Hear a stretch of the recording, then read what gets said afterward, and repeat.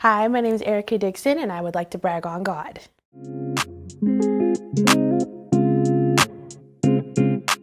You know those situations where you have no idea what's going on, but everything around you is getting to be beyond overstimulating? That's kind of what happened to me back in February. I ended up waking up one morning and literally could not move the entire right side of my body. It was almost like I was having a stroke.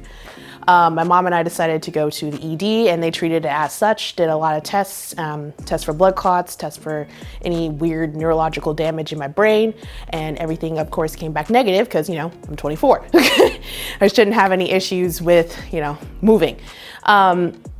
However, towards the end of the day, first day, they decided to say it was my diabetes. And of course, me being diabetic for almost 17 years now, I found that kind of hard to believe.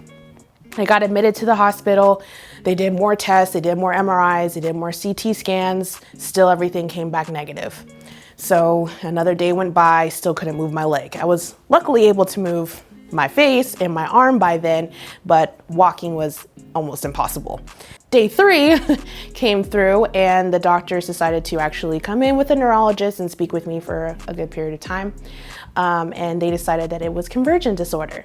So apparently, note to everyone, when you have 2 jobs and you're planning a wedding and you're running back and forth all day long, and you're also trying to study for an exam, it's probably not the best idea to constantly keep running around and never stop to breathe.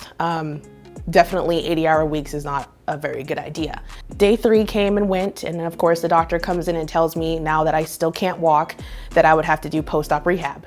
And me being me, I looked at her straight in the face and I said, I am not going to a post-op therapy, not today, not ever. No one wants to go to a rehab center in the middle of flu season. But I just sat there and I was like, Lord, please, I just need to be able to move. I need to be able to get my leg moving. Still stiff, still cramped up in one spot, couldn't even bend my leg. And finally on the 4th day, I was like, I gotta go to the bathroom. And 5 o'clock went around and the nurse came in the room and she was like, it's really early. Are you good to go? Can you get up and move around? And I was like, we gonna try it because I gotta go. So I got up and I was able to put my foot on the floor and I was like, okay, Jesus, this is working, this is working. And finally, when I was able to, grab my bearings and stand on my leg, I was actually able to bend my knee and walk forward.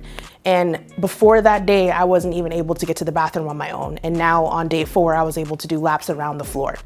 At that time, a physical therapist came in and told me, hey, you don't have to go to post-op therapy anymore because now you can walk. And I was like, thank you, Jesus.